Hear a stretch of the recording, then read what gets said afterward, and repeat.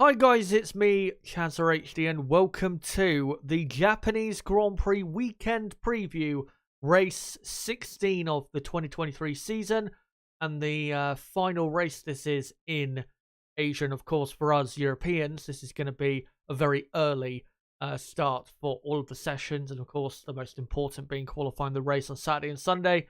Despite that, though, I am very much looking forward to this weekend. This is one of my favourite tracks in the world. Arguably my overall favourite. And I don't think we ever really get a boring weekend here at Suzuka. So, yeah, very much looking forward to it. And after the last race in Singapore, that was just an amazing weekend. It was so exciting the whole way through. Let's hope that continues just a week later in Japan. Plenty of things to go through tonight. Obviously, getting into my initial thoughts of the weekend. I will give you, of course, my initial predictions for qualifying of the race. Of course, I haven't seen any of the running so far this weekend, so we'll get a better idea after Friday practice, which is actually not that far away. Only in a few hours, practice one. And then, yeah, we'll kind of touch on car upgrades as well, because there is one big upgrade coming for one team. Towards the front of the field, which I do need to touch on. And, of course, we'll go through the teams and I'll get into a bit more depth as to how I think they'll do this weekend. And I'll touch on any pieces of news coming out of those teams from the last Grand Prix in Singapore, which obviously, honestly, it feels like it was yesterday or the day before. It's been a very quick turnaround since Singapore. I think the reason I feel like that is because I started, guys, yesterday, not yesterday, but, well, yesterday and the day before, technically, my second year at uni. So that's why it's felt like such a quick turnaround since the last race. But yeah, that, it's all started well.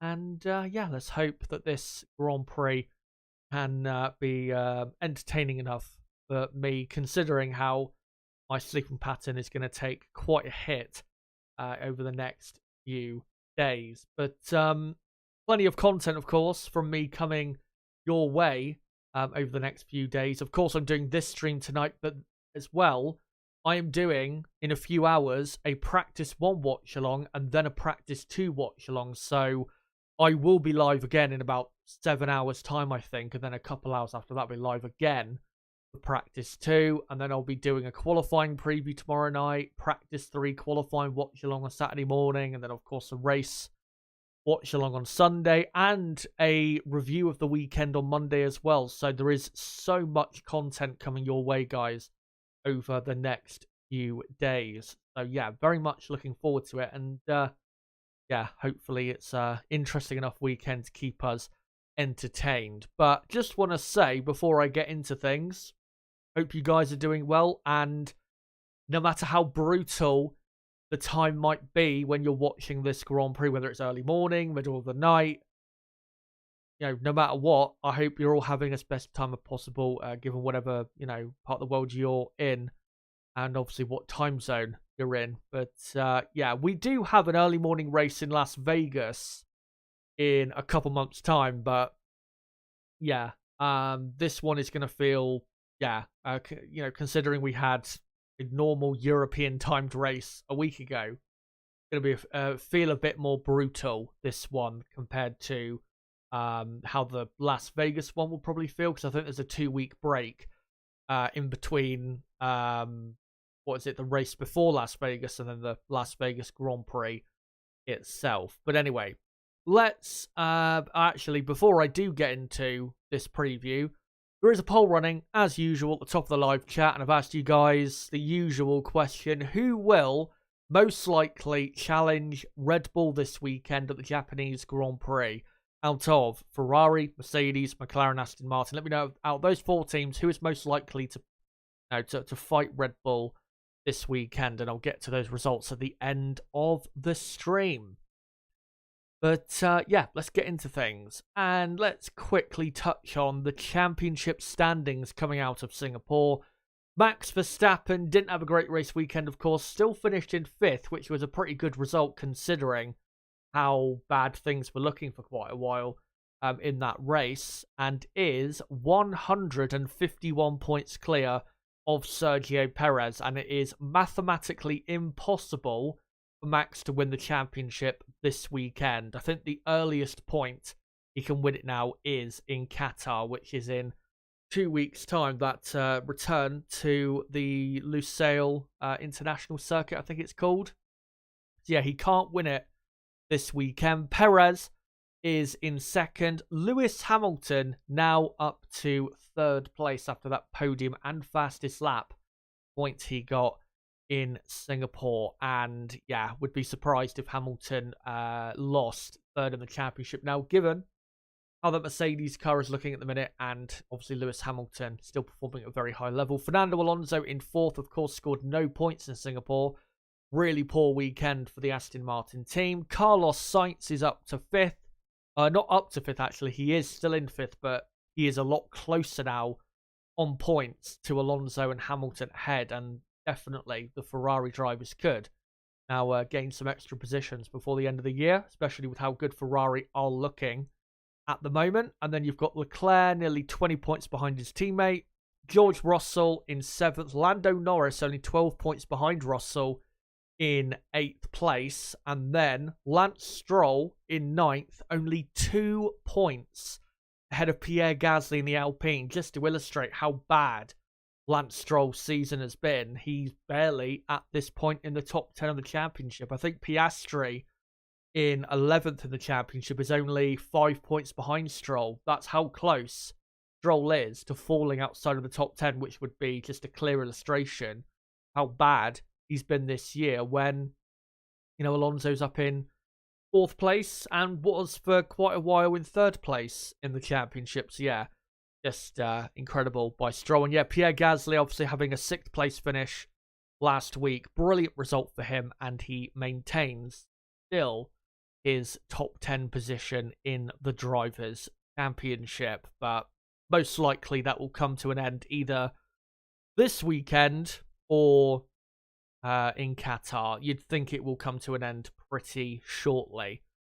And then on the constructors' side, Red Bull 308 points clear of Mercedes, who are now only 24 points clear of Ferrari, and the battle for second in the championship is now on between Mercedes and Ferrari. Aston Martin and McLaren don't have a chance of fighting for second or third at this point. They're, I think, well, for McLaren, too far away, and Aston Martin just don't have any pace, and they probably won't have anywhere near enough pace between now and the end of the season to be able to finish even in 3rd place. So yeah, Mercedes versus Ferrari for 2nd and 3rd.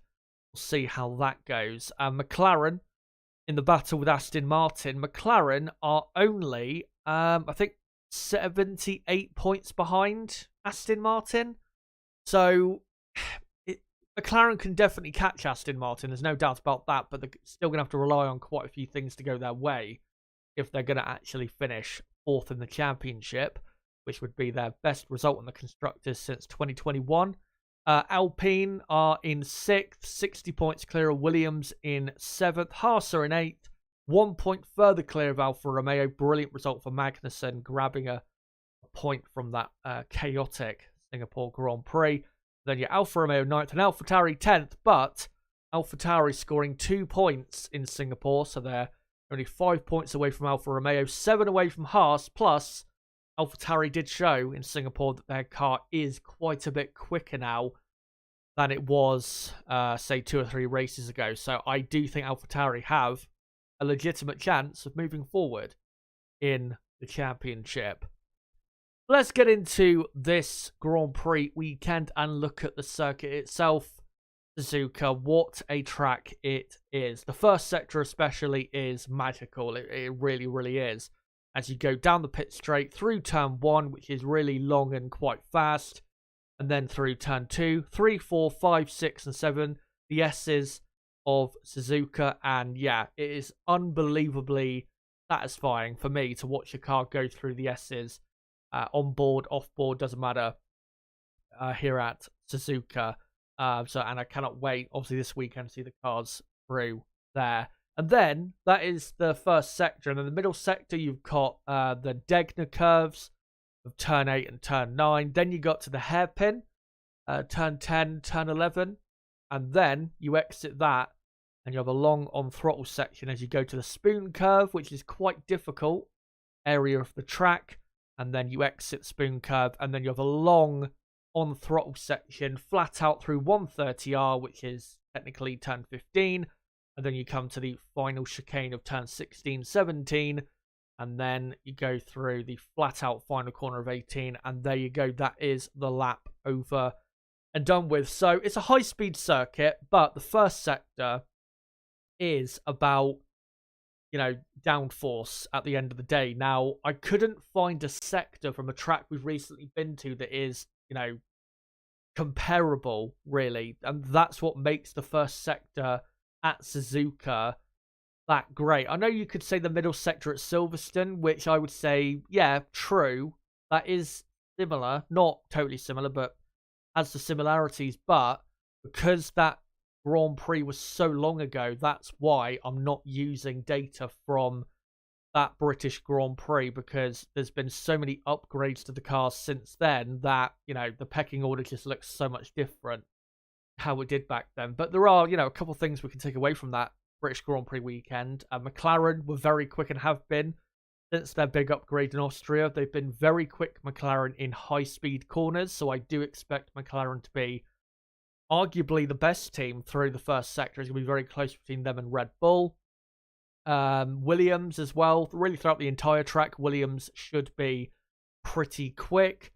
Mercedes shouldn't be too bad as well. So, yeah, very much looking forward to seeing who is quick through there. And then with the middle and final sector, it's really like a power track in the middle and final sector, because it is, you have such long sections where you're flat out. For example, from the exit of the hairpin to spoon curve, and then from the exit spoon curve, all the way to the final chicane. It's really quite fast in that part of the track, and really the second half of the Suzuka lap. So the sectors I decided to pick from that are, again, comparable from recent tracks we've been to. For the middle sector here at Suzuka, I decided to compare that to the middle sector at Monza.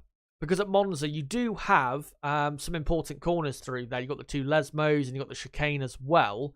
And I thought that was the most similar sector that I could find from races that we've been to in, the last 2, 3, maybe 4 races, you could argue, of the calendar. And in that middle sector, Ferrari and Red Bull were very quick. Those are definitely, I think, the two top teams for this weekend. Not necessarily in that order, but definitely in high-speed sections of the track. And when I say high-speed sections, I mean where you're flat out. Ferrari and Red Bull should be, they should be the two quickest teams. Maybe the Williams kind of in there as well in those particular parts of the track. Also in that middle sector at Monza, you had Mercedes third, similar pace with McLaren. Williams were quite a bit slower in that middle sector. Aston Martin were very poor, and I do not have good hopes for Aston Martin this weekend. And Alpine were very slow as well, and I also do not have good hopes for Alpine. I'm expecting a poor showing from Alpine. And then for the final sector at Suzuka, again, it's very flat out. You only have to slow down in the final sector for the final chicane, which is why I decided to compare that final sector here at Suzuka to the first sector at Monza, because it is very similar. You only have to slow down in the first sector at Monza for the first chicane, and through there, Ferrari and Williams, two fastest teams. Red Bull third fastest, not too far away.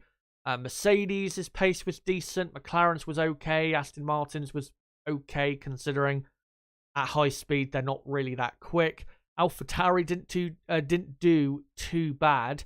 Alpine, though, once again very slow, and Haas were surprisingly quite slow through that sector. So overall for the track, let me just quickly get into what I think the pecking order will be for this Grand Prix weekend. And this pecking order that I'm going to go through is purely based on qualifying and the pecking order for that session on Saturday. When it comes to the race, it's a bit harder to tell at the moment where certain teams will be.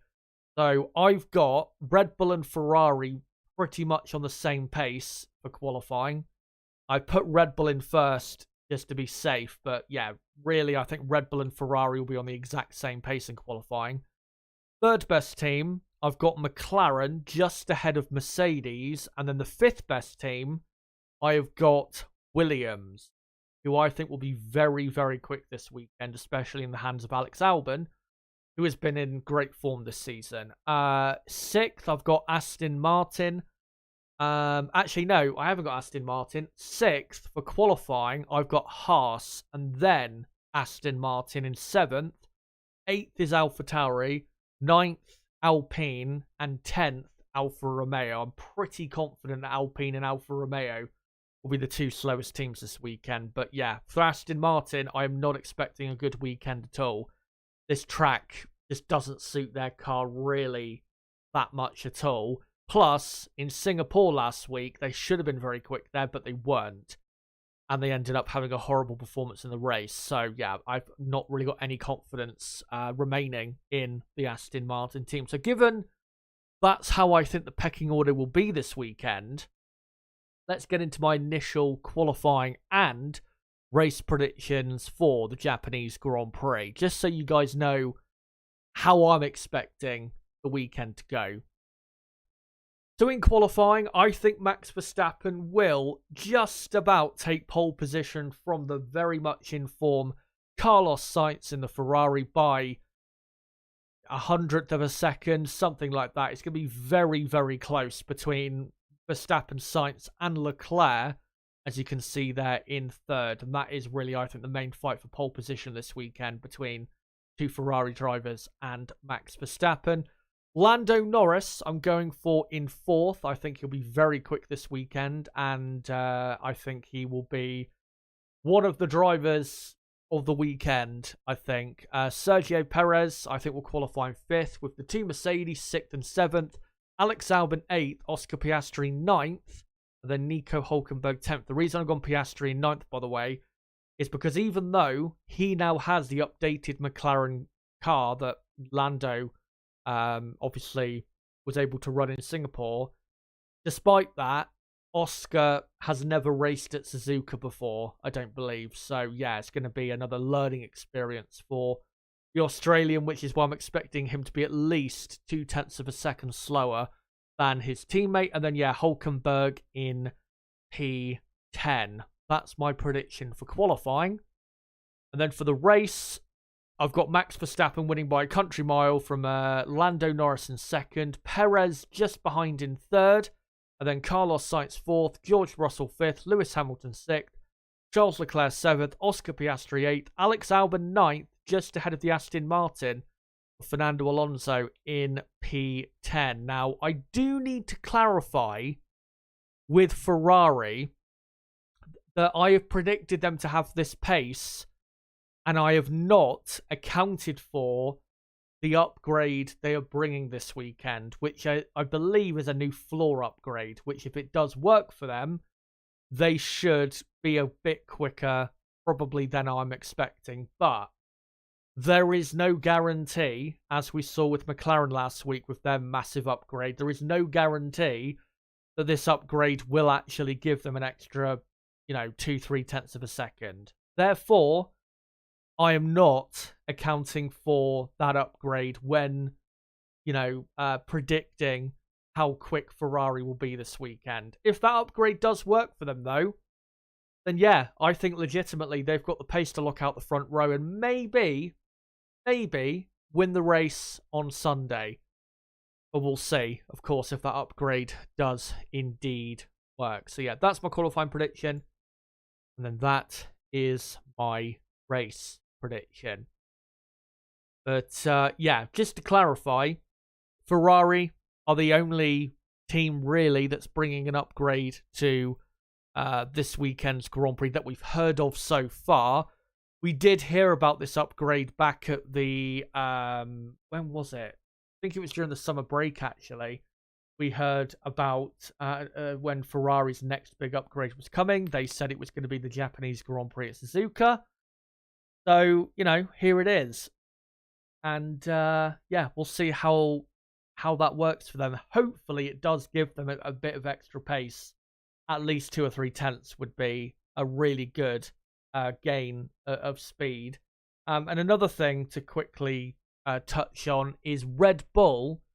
You may remember that that last week in Singapore they debuted a slightly new floor. When I say slightly new, I mean it was a slightly revised floor compared to what they had before.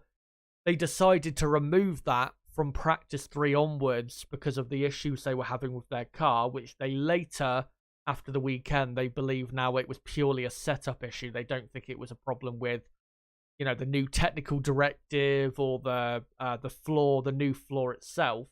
The Red Bull will be running in practice on Friday. They will be running that new upgrade to see whether it was just the Singapore track that caught them out and they just couldn't get the car set up properly and get it in the setup window for them to be able to to pull off victory once again. But one final thing I am going to do before I get into the teams is I am going to quickly look on Twitter to see if there is any pictures of those Ferrari upgrades knocking about. If there is, then I'll show them on screen. Let's see if there's anything about Ferrari. There are pictures of the Ferrari, but I don't think there's any pictures of comparisons in terms of comparing the old floor to the new floor. So, yeah, we'll have to wait until tomorrow for that. But, yeah, let's just get straight into this. Preview and the more in-depth part of the preview. Let's start with Red Bull Racing. Yeah, it was an off weekend in Singapore. That was clear to see. Now, as I said, the team do not believe that was because of the technical directive, which, of course, came into force in Singapore. And to be honest, I mean, maybe they are wrong. Maybe it was because of that. But we're not going to find out properly whether it was because of that technical directive until this weekend's race, because this track is not the same as Singapore. It is a different type of track, a lot more high speed, and I mean, there's not really any slow corners here except for the hairpin and the final chicane. But even the final chicane, in qualifying isn't necessarily slow in, the second part of the chicane. So, yeah, it is quite a different track. Also, different surface. Singapore is literally a street circuit, and this is a purpose-built racetrack. So, yeah, we are not going to know for sure with the Red Bull in terms of has the technical directive affected them. We're not going to know until after this weekend's Grand Prix. Red Bull's expectation, a lot of other teams' expectation, is that Red Bull will be back to their best. Very similar to what happened with Mercedes back in 2015, where, if you remember with that, they were very slow at Singapore because I think they couldn't get the tyres working. I think that's what the issue was ultimately. Something like that. They couldn't get the tyres in the right operating window or something for that. Something similar to that. And then I think it was a week or two later, the next race was Suzuka, and they did what they usually did, locked out the front row, and they got a 1-2 in the race as well. So that's probably what is, maybe not a 1-2 in qualifying the race, but in terms of getting back to dominating, that is probably what is going to happen this weekend.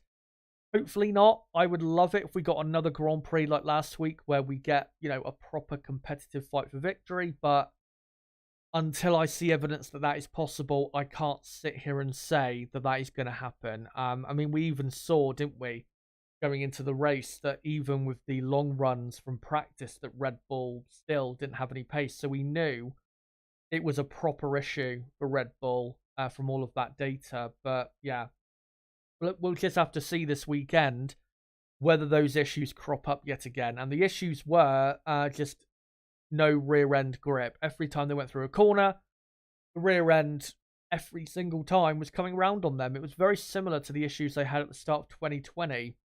And of course, the regulations then were so much different to how they are now.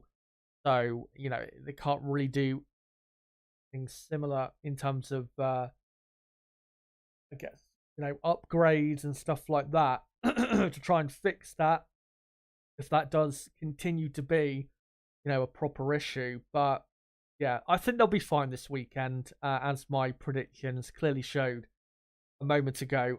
Max Verstappen, I think, will just about get pole position. And if he does get pole and leads the first lap away, I think he wins pretty easily, like he did this race last year. Of course, Verstappen, his winning run of 10 in a row came to an end in Singapore. He has, though, won 12 of the 15 races so far, and he can still break the record for the most wins in a Formula One season. And I think also can break the record for the highest percentage of wins in a season as well. So there are still records there to be knocked down and rebuilt by himself. For Sergio Perez, it was a bit of a messy weekend, wasn't it?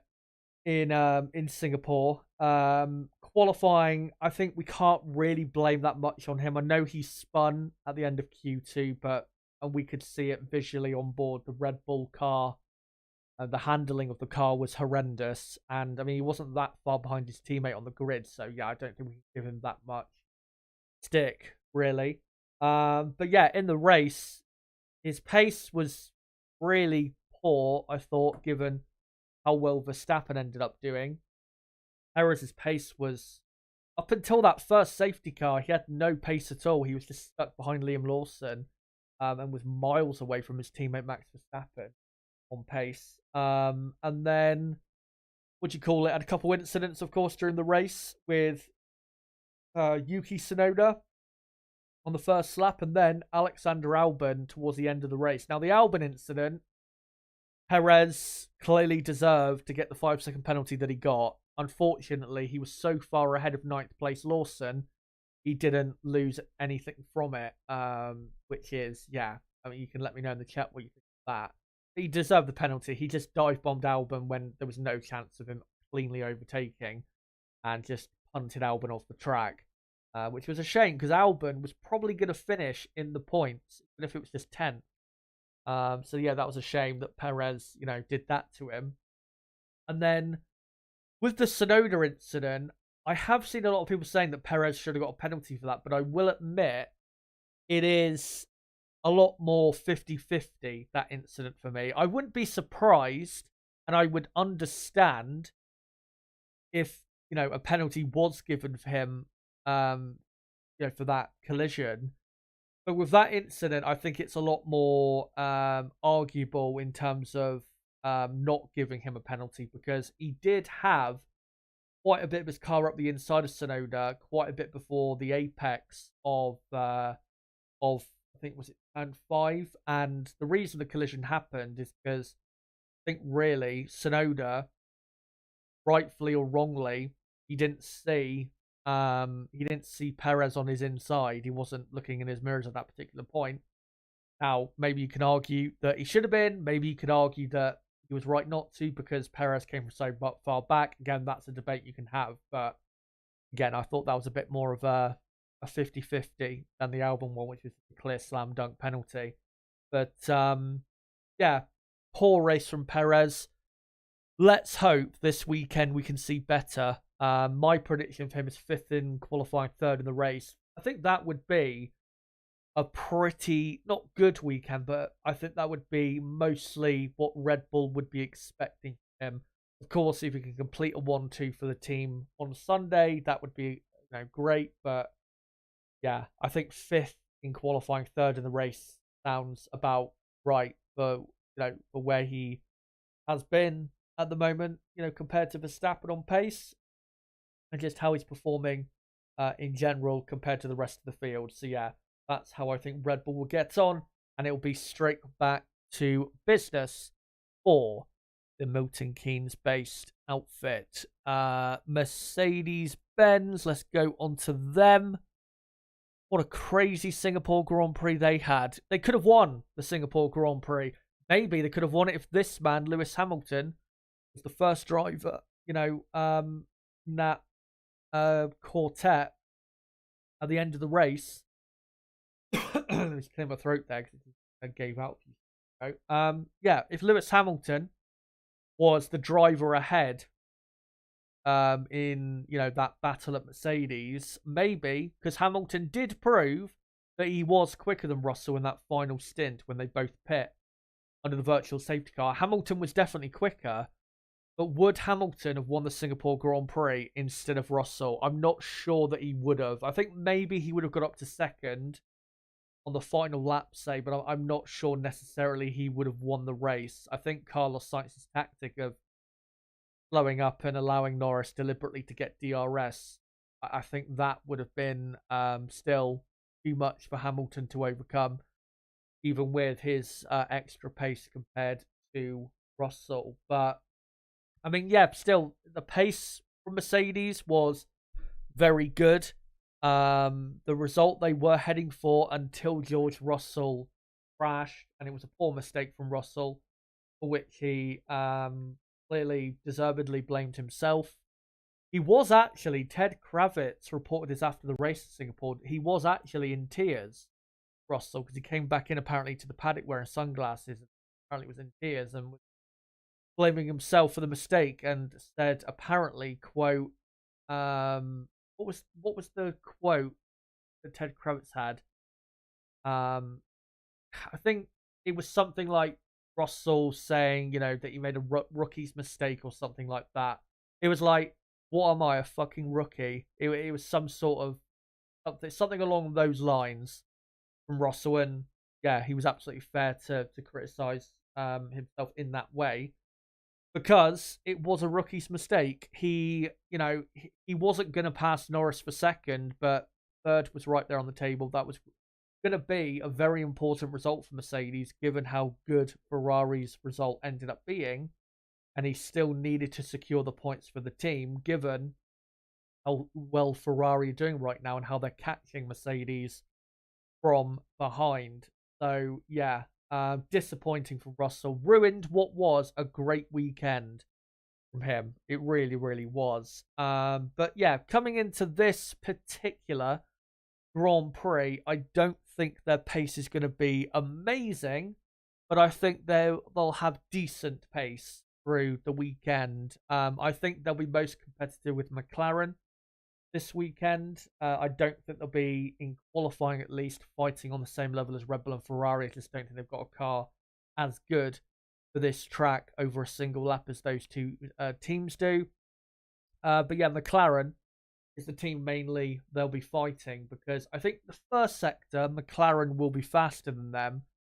But Sector 2 and Sector 3, given there isn't that many corners, I think Mercedes probably could edge them out through there. But again, it's going to be very close between those two in qualifying in those particular areas. So yeah, my prediction is, Russell 6th and Hamilton 7th. George Russell has been a lot faster than Lewis Hamilton in qualifying as of late, and Lewis was actually critical of himself earlier, talking about how he literally said he's been shit in qualifying, and that he's been bang average in qualifying for the last couple of years, and he's absolutely bang on.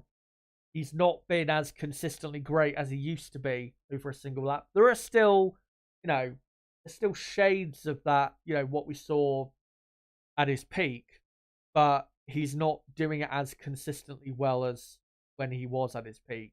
And he knows, and we know, he can definitely do better than that. Obviously, in Singapore, he was nearly half a second slower than his teammate, which, I mean, Lewis Hamilton should never be half a second slower than his teammate. given that he's got the most pole positions in Formula One history. That just should not happen whatsoever. And yeah, he knows that. Yeah, Mercedes, it'll be a decent weekend, but I don't see it being as strong for them as what we saw in Singapore.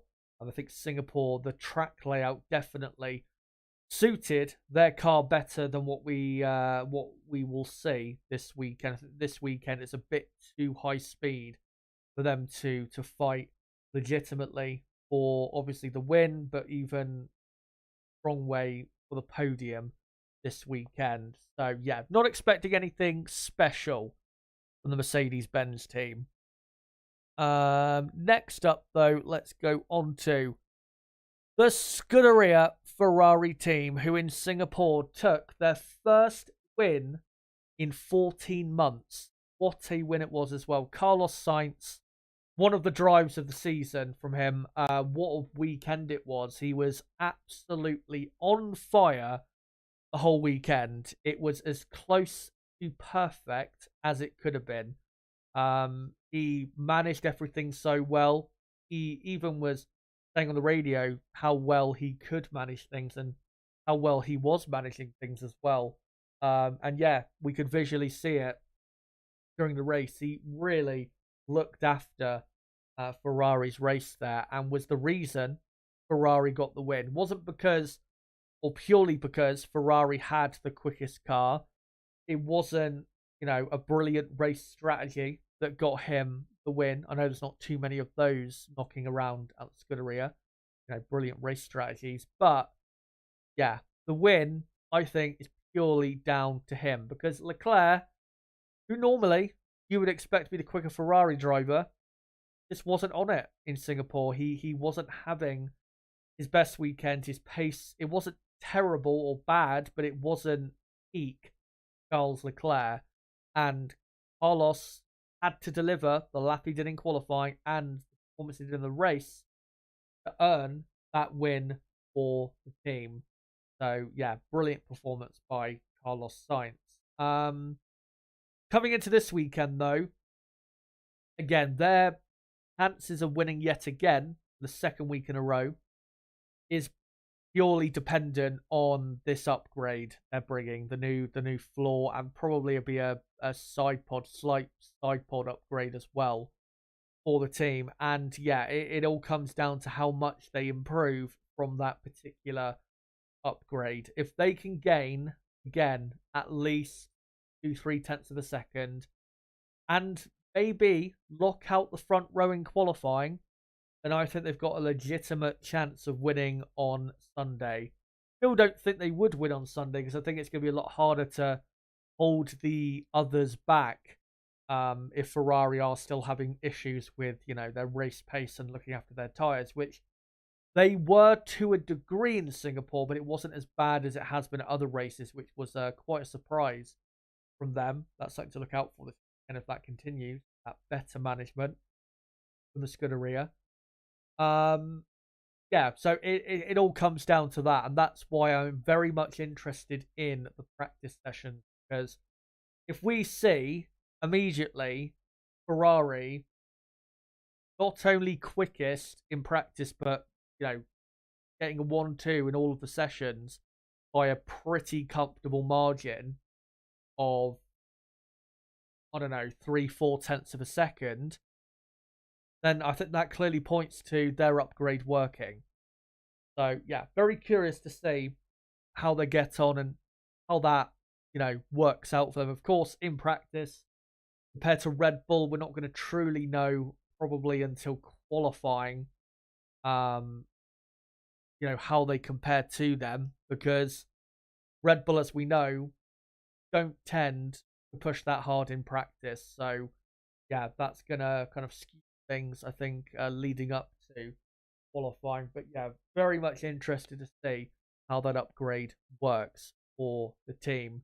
But yeah, my prediction is Carlos Sainz to out-qualify Charles Leclerc again, and Carlos to be second, Leclerc to be third. And then in the race, I do think they will suffer with, once again, poor race pace, and they won't end up on the podium. But again, with those predictions, I was not accounting for what I believe their performance could be with this new upgrade working for them.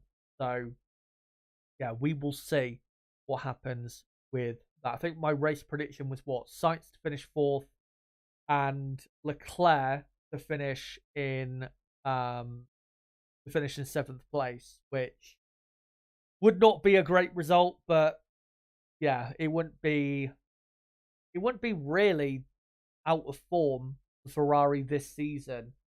They've had plenty of races where they've ended up with results like that.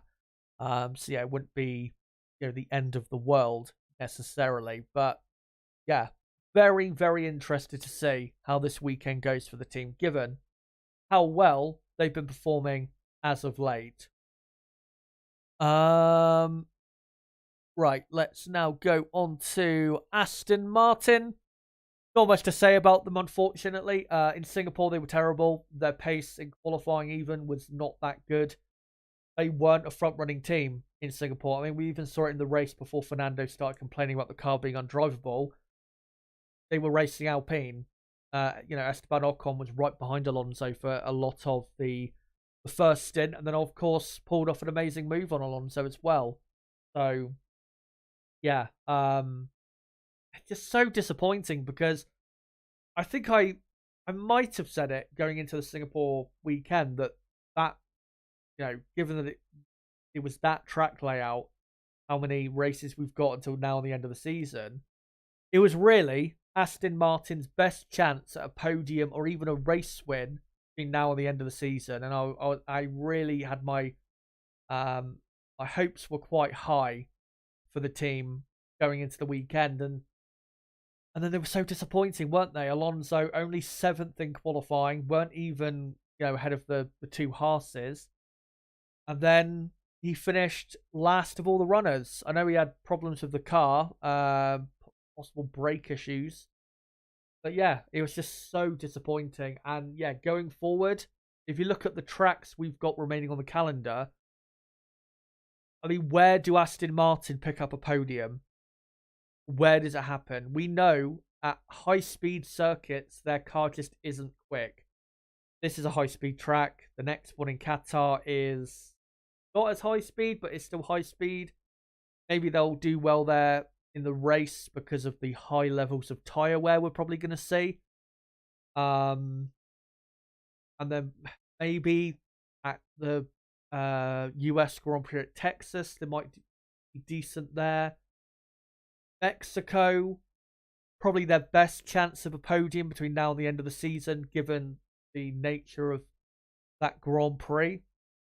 But then, yeah, Brazil, Las Vegas, Abu Dhabi, I don't see them having a chance, really, of a podium at those races. And from what we've heard, Aston Martin are not going to be bringing really any more upgrades this season, probably just a minor tweak here and there. So this is it, really, for Aston Martin. And I think from now on, I think they're now just a midfield team again. Maybe there would be the odd race where they fighting Mercedes or maybe McLaren, but other than that, they're going to be fighting Williams, Alpine, Haas.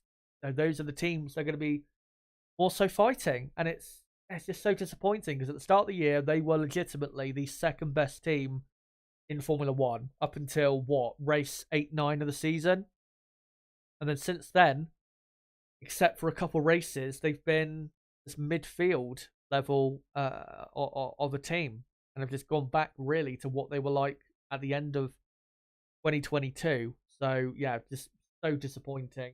I hope that next year they've got something cooked up for us that is going to be, really nice. Because if next season they start off where they are now, then all the hope we had for them will be gone by the start of next season, which would be so disappointing, to be honest. But yeah, coming into this weekend, Lance Stroll, by the way, is confirmed to be racing. He confirmed on his own Twitter account that he'll be racing.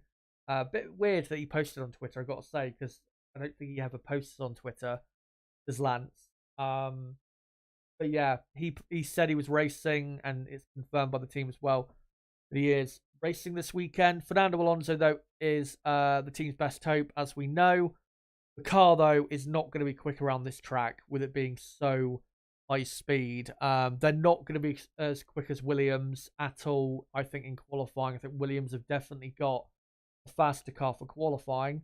And for qualifying as well, I'd probably say Haas have got a better car than Aston Martin. And I think Aston Martin are mainly this weekend fighting Haas, AlphaTauri, and probably in the race, at best, they'll be fighting Williams. I don't see them getting anywhere near Red Bull, Ferrari, McLaren, or Mercedes. I don't think they're on their level.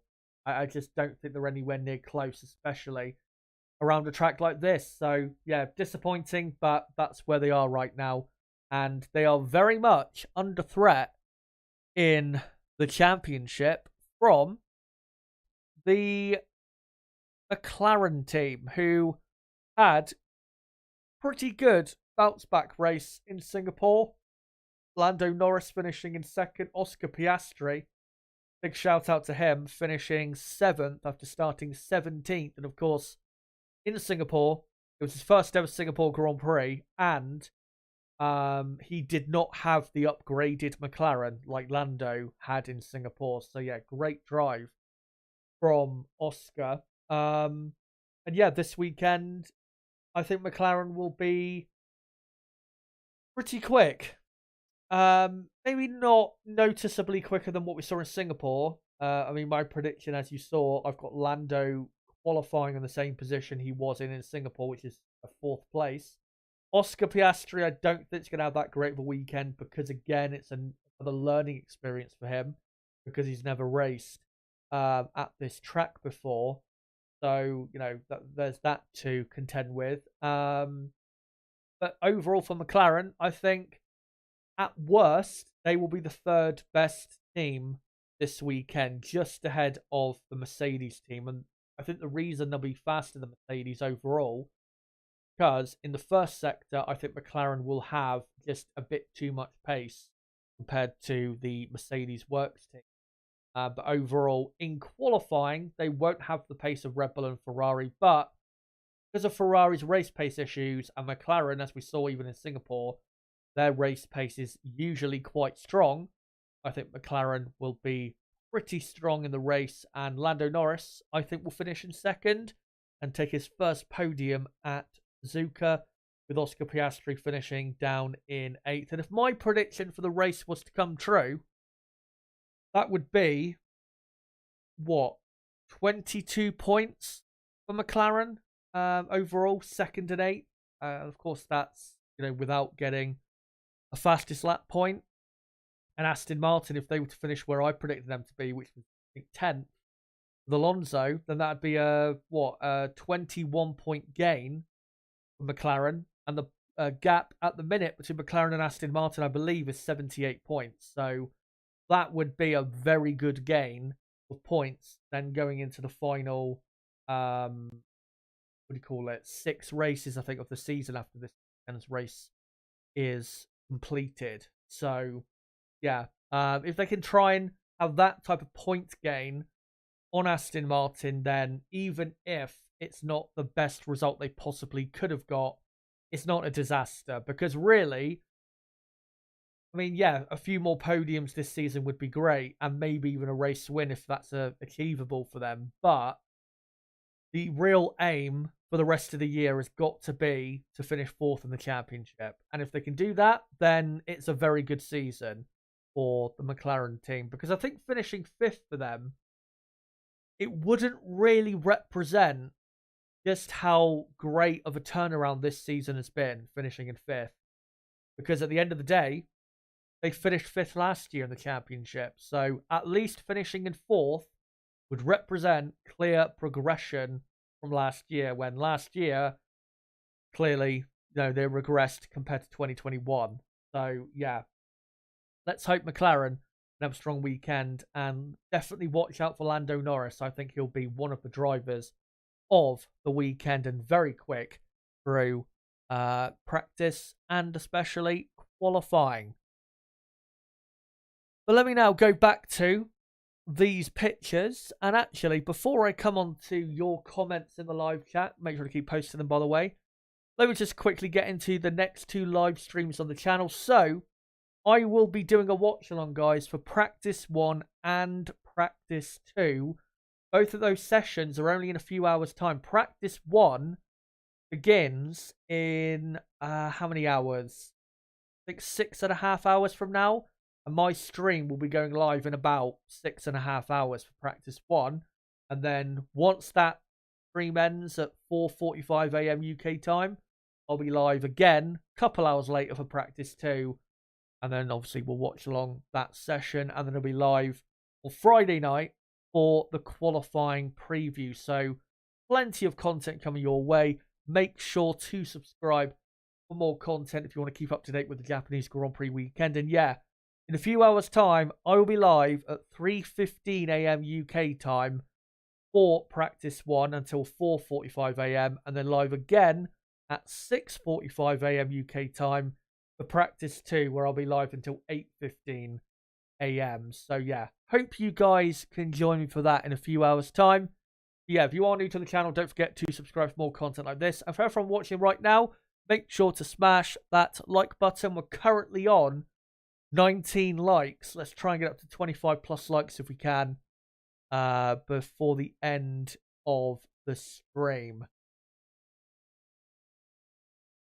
But one thing I do want to do before I get onto your comments, guys, is not only have a drink, but also catch my breath a bit, because I've been talking at 1,000,000 miles an hour. Feels like for the last, well, for really the entire stream. So yeah, I'm just going to mute myself for I don't know, 10 seconds or so, have a drink, have a cough, all of that, and I'll come to your comments in the chat.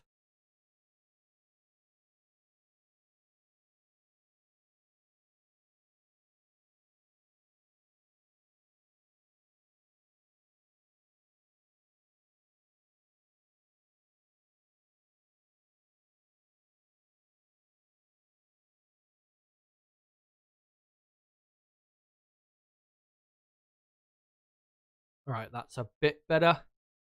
Yeah, let's get into what you guys are saying in the chat. Aline, good to see you. Good to see everyone, by the way. Asks, do you think the Red Bull will win all the remaining races? I'm not sure about that just yet. It depends really with Ferrari and their upgrade they're bringing this weekend and how much they gain from that, as to whether that, be possible. Because if Ferrari do gain 3 to even 5/10 of a second with this upgrade, then Ferrari are legitimate contenders for victory. Not at every Grand Prix between now and the end of the year, but at certain tracks such as, this one, Sao Paulo, Las Vegas. I can see them being a contender there. Abu Dhabi as well. So yeah, we need to wait and see on that to see, truly whether Ferrari can, properly fight Red Bull going forward. Really hope they can, but we need to see the evidence first that is possible. Say regardless, as Ferrari wants second, it looks like. Garfield Ravens, 7 races to go. When will Max get the World Championship? Yeah, as I said earlier, most likely it will be the Qatar Grand Prix. I think, can't remember the exact number, but I think he needs to be either 145 or 150 points clear after the Qatar Grand Prix to win the title. Let me hold on. Let me just have a think on how many points are on offer after the Qatar Grand Prix. We've got 26 in Abu Dhabi on offer, another 26 in Las Vegas, that's 52. Then overall, you've got 36 points available in Brazil because we've got a sprint weekend that weekend. So that's how many points that weekend? 36. So that's 88 points. Then Mexico's a normal weekend. So 114. And then the US Grand Prix is a sprint weekend. So yeah, I think Max needs to be in the lead of the championship by 150 points, something like that, after the Qatar Grand Prix weekend. At the moment, I mean, what was the lead that I showed? It's, 151. So if he maintains that lead, 151 points, after this weekend and in Qatar, he'll be champion at the Qatar Grand Prix, which would be almost exactly a year later after he won the second world title.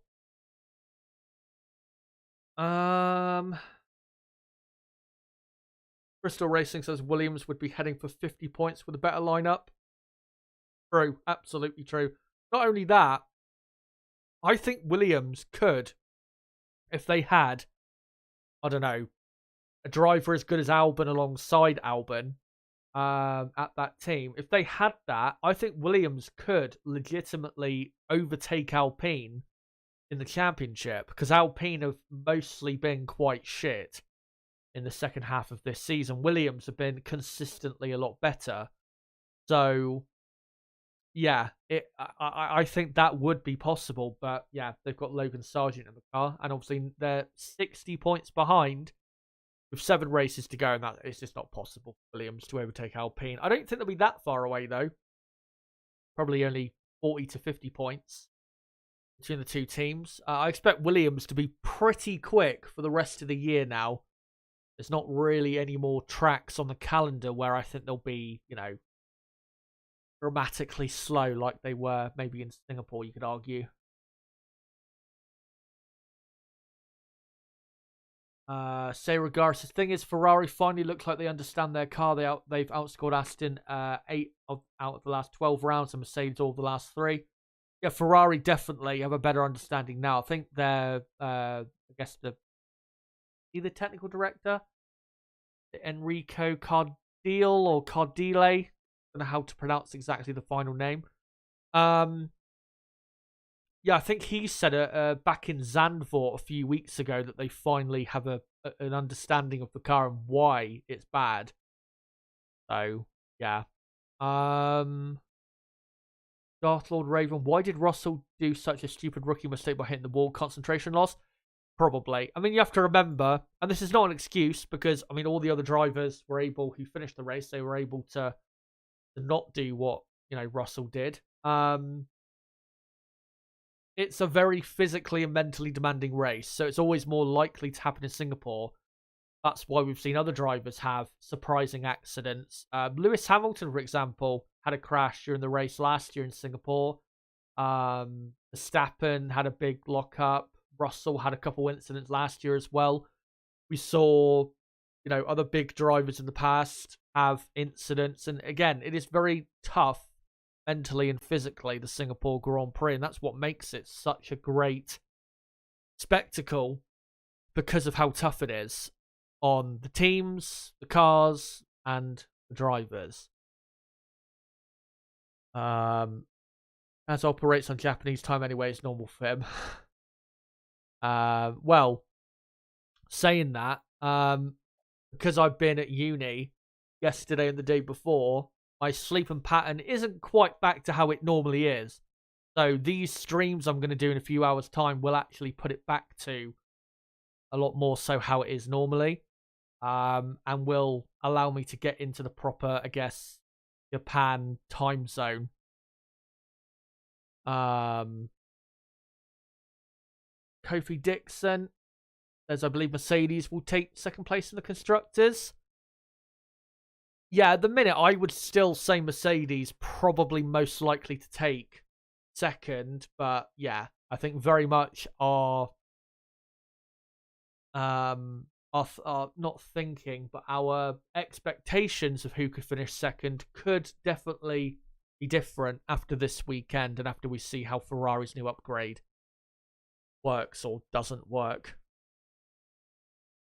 But yeah, it is going to be a long night. Obviously, I'm not going to be doing, I'm not going to be continuing this stream on for 8-9 hours. But yeah, obviously, 3 streams, including this one, from now, and it's now 9 p.m. here in the UK. 3 streams between 9 p.m. and 8 a.m., which is That's the space of what, 11 hours?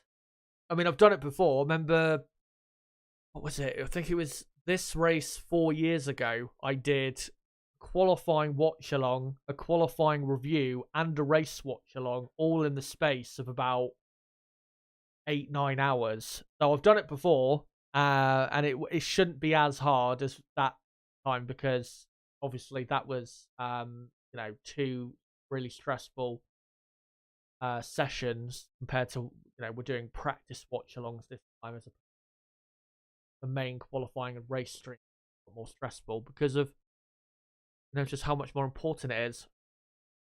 Anyway, thanks for commenting there, and again, poll is running at the top of the live chat. Let me know who you think is most likely to challenge Red Bull at the Japanese Grand Prix. Let's now get into the rest of the teams. And we will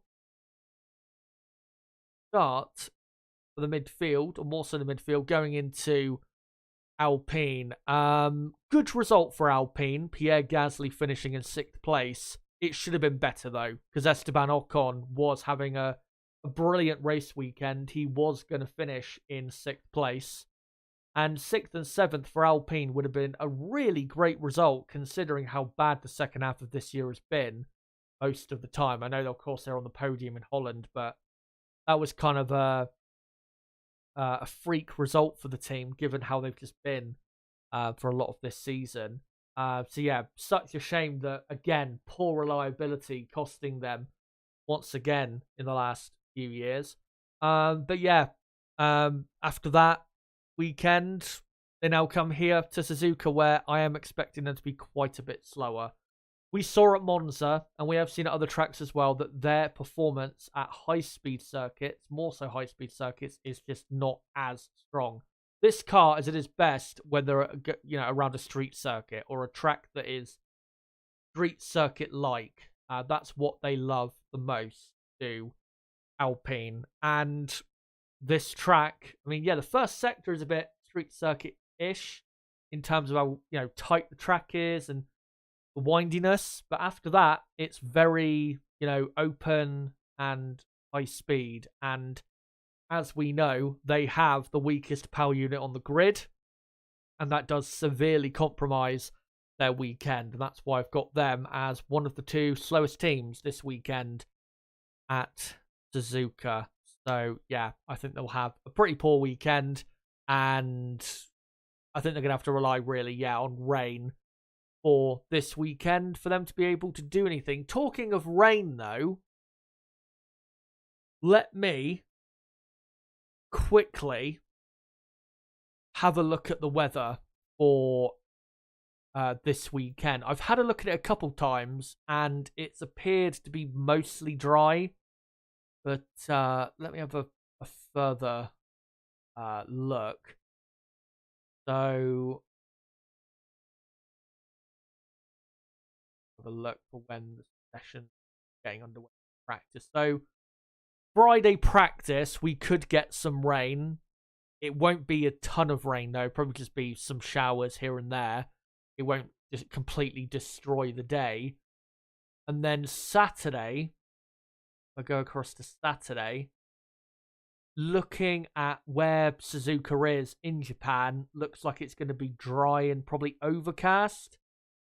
And then Sunday, I just look at that quick. Yeah, it looks like it's going to be definitely dry and probably sunny as well.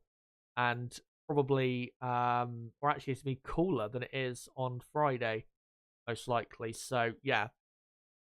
A mostly dry weekend, but if we do get rain, it's probably going to be for Friday practice.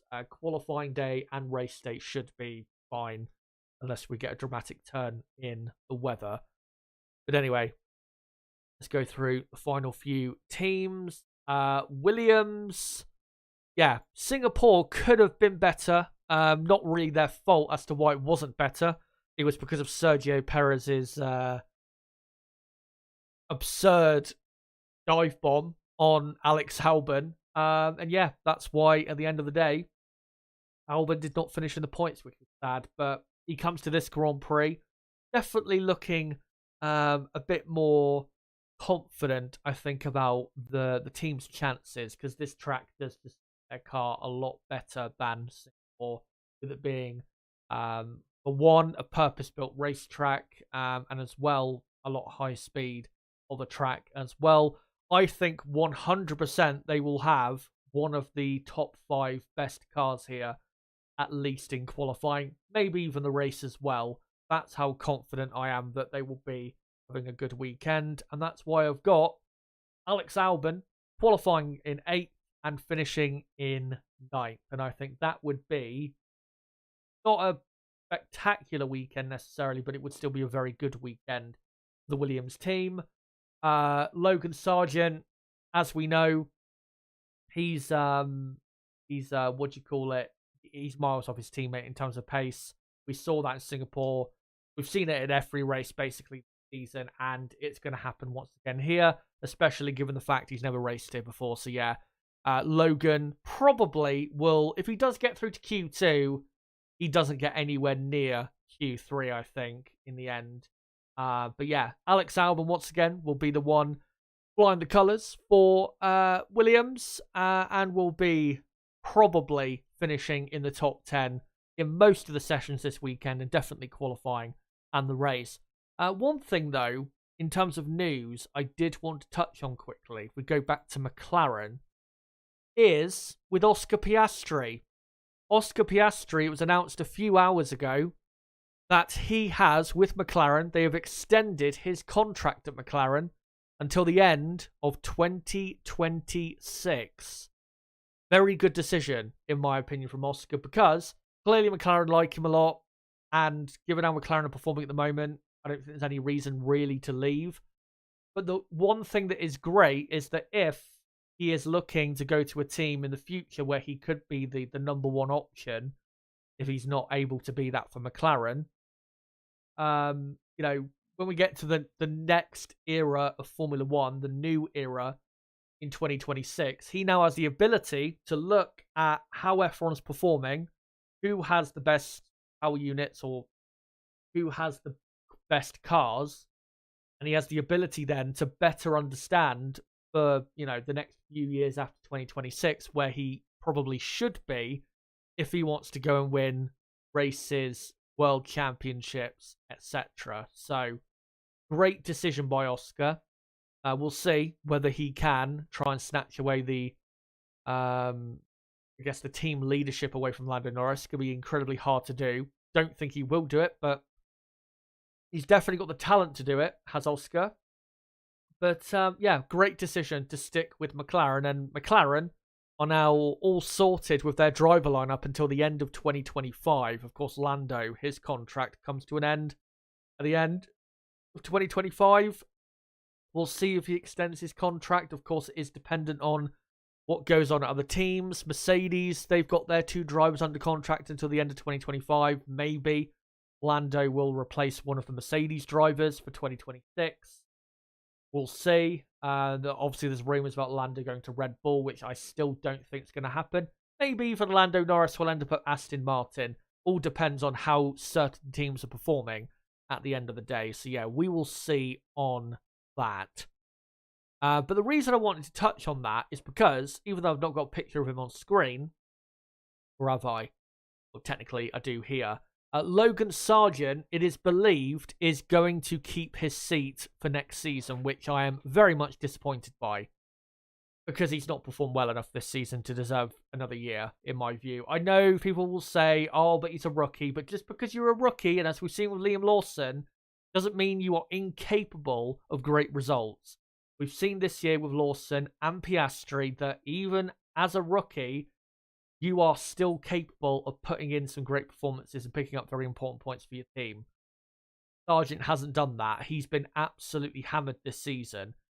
Nicholas Latifi was a more difficult teammate for Alex Albon than Logan Sargent has been. And that's why Logan Sargent needs to be replaced. Now, still according to Williams, their official line is that Logan needs to prove that he deserves to stay on the grid. But again, from what we're hearing from certain publications who normally do report reliable news, he is set to keep his place on the grid ahead of Mick Schumacher, who we believe will still be Mercedes reserve driver next year. And there are strong rumours that Mick Schumacher is going to be racing next year in the World Endurance Championship for Alpine. So, yeah, we'll see what happens with that. I will also touch on the driver lineups again in a moment with AlphaTauri, because there's quite a bit of news probably going to be coming out this weekend about them. So quickly, Haas F1, very good weekend in Singapore. Can't really complain. I thought they got the maximum out of their weekend. A brilliant qualifying, and Kevin Magnussen doing so well despite having, I think, what was it? He went off track, didn't he, during the race and lost a load of positions and looked like he was out of the race, really. And then, thankfully for him, we had the virtual safety car and he was able to get back into things that way on the soft compound tyre and somehow snatch a point. And a point that could prove to be very important in the battle with Alfa Romeo for 8th in the championship. So, yeah, brilliant there by K-Mag. This weekend, I think they've definitely got a chance of getting into the top 10. It's going to be tough, though, because I think Haas will be really fighting the second Williams of Sargent, Aston Martin, and AlphaTauri. Those are the teams, I think, mainly, and maybe Alpine as well, but mainly those teams I just mentioned. They'll be fighting in qualifying. And then the race, I mean, we know their issues, the race pace, and that will probably cost them once again, which is why I predicted them not to finish in the points. But they've definitely got a chance of a top 10 starting position. And if they can start as high up on the grid as they did in Singapore, who knows what they could get in the race. Next up, Alfa Romeo. We'll just quickly touch on them. In Singapore, I don't even remember what they did in Singapore. They were that bad. And this weekend, I think they'll probably have the slowest car. They just don't have a good car, really, for these types of circuits. So, yeah, Alfa Romeo, shit slow and going nowhere at the moment. And finally, for AlphaTauri, what a weekend it was in Singapore. Liam Lawson scoring 2 points for the team, and the pace was pretty good. AlphaTauri brought a massive new upgrade in Singapore, and it did appear to show or to improve the car's speed by a few tenths of a second. So that is great to see for AlphaTauri. Going forward for the rest of the year, I think definitely they've got a much better car and better chances of consistent point scoring going forward for the last few remaining races. Just to clarify, the driver lineup this weekend is still Yuki Tsunoda and Liam Lawson. Ricciardo, though, I think is at the Grand Prix again this weekend for data purposes. But before I get into how they're going to perform most likely, I do need to quickly touch on the driver lineup situation for 2024. It appears, and this announcement is probably going to happen in the next 24 hours, that, it does appear that the AlphaTauri lineup for next year is basically settled. Yuki Tsunoda will be announced, we believe, imminently, which is probably going to be in the next few hours. He'll be keeping his seat at AlphaTauri for 2024. Great to see, because he does deserve to stay. And then, alongside him, to be confirmed soon, maybe this weekend, maybe next Grand Prix in Qatar, where he shall return, is, we think, Daniel Ricciardo. Meaning that it looks like at the minute, Liam Lawson will not be on the grid for the 2024 Formula One season, which is so gutting, but that's Formula One for you. He just doesn't have, I guess, the right things off the track that certain drivers do. And that's not a criticism of Daniel Ricciardo, but Ricciardo, of course, he does have, a much better appeal, because everyone, or not everyone, but a lot more people know about him than Lawson. We do know that, they do want to have drivers a lot more that are marketable to sponsors, and we believe that possibly this team, AlphaTauri, could be next year called Hugo Boss. And you'd think they'd want Daniel Ricciardo as one of their drivers. So, yeah, it does appear the driver lineup for next year will be Tsunoda and Ricciardo, which is not necessarily bad. I think people have been harsh on Daniel Ricciardo with his return, because I don't think Ricciardo really got enough time until his injury to really prove, what his true performance is at the minute. And I think actually when he came back for those couple races in Hungary and Belgium, his performance was really good. Really, really good, and much better than what we saw in his McLaren days. So I don't think it's as bad as people are making out. But yeah, Liam Lawson deserves to be on the grid. And if I am Williams, I'm going all out to sign Liam Lawson for 2024. Because Alex Albon and Liam Lawson would be a great lineup as long as Lawson performs to the same level that he has at the minute for AlphaTauri, and Albon keeps up his performances. And if Williams next year have a car just as quick as it is now, if not quicker, then yeah, Williams could be a proper good midfield outfit, which they haven't been for a long time. So yeah, I really hope Lawson can still find a way onto the grid for next year, but at the moment, it doesn't look likely. Maybe in the future he'll be at AlphaTauri. Maybe he'll even pop up for the Andretti team, who we believe are probably going to be on the grid, whether it's 2025 or 2026. But yeah, we'll have to see on that. But it is a shame. But yeah, for AlphaTauri this weekend, I think they'll be very competitive. I think they'll be on the same pace pretty much as Aston Martin. Maybe on the same pace, if not quicker than Haas. And I think AlphaTauri this weekend are the dark horse for the weekend. I think we could see quite a surprise from them, especially with Yuki Tsunoda at the wheel, of course. Home race for Tsunoda.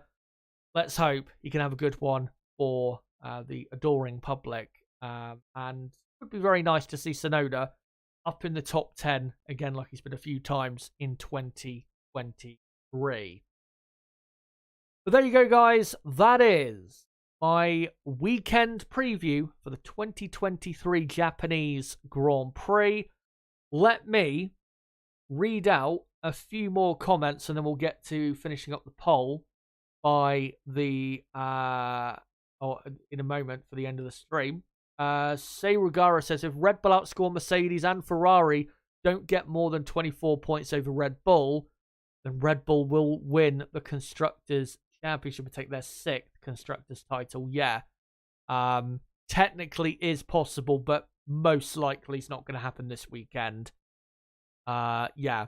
Darth Lord Raven says, I think this was a horrible Max weekend, and where is the consistency of giving penalties? Yeah, I completely agree with you. The penalty situation in Singapore was horrendous. Max clearly should have got a penalty blocking Tsunoda in qualifying. And then, yeah, for Perez in the race, it definitely could have been stronger. Obviously, Alonso got a 5-second penalty, which was probably a bit harsh for going over the pit entry line. But yeah, that's a discussion that needs to happen really for another time, I think. Anyway, let me finish up this poll in the chat where I've asked you guys who will most likely challenge Red Bull this weekend at the Japanese Grand Prix. 58 votes. Thank you guys for voting. And by 39% of the vote, or with 39% of the vote rather, Ferrari have won it. And obviously I agree. McLaren, 27% of the vote in second. Mercedes third, 24% of the vote in third. And Aston Martin clearly last. Probably soon. I'm probably not even going to include Aston Martin in these particular polls because, again, they're just slipping further and further away. But again, reminder, I will be live in a few hours' time, in about, 6 hours' time, for the Practice 1 watch-along for the Japanese Grand Prix from 3:15 a.m. UK time until 4:45 a.m. and then live a couple hours after that for the practice 2 watch along from 6:45 a.m. UK time till 8:15. And then after that, I will be live tomorrow night at 8 p.m. UK time for the qualifying preview of the Japanese Grand Prix. Then, the following morning, on Saturday morning, I will be live, I think, from 3:15 a.m. UK time for the practice 3 and qualifying watch-along. And then on Sunday morning, obviously live for the race preview and race watch-along. I think I'll go live at 4 a.m.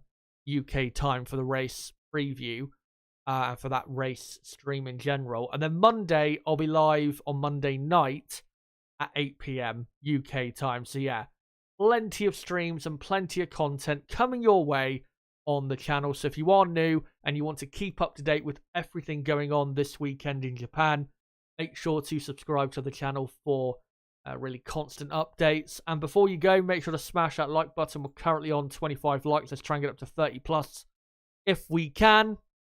And before you go as well, if you do have Twitter, make sure to follow me on Twitter at ChazHD5 or ChazerHD, whatever you want to call it, on Twitter.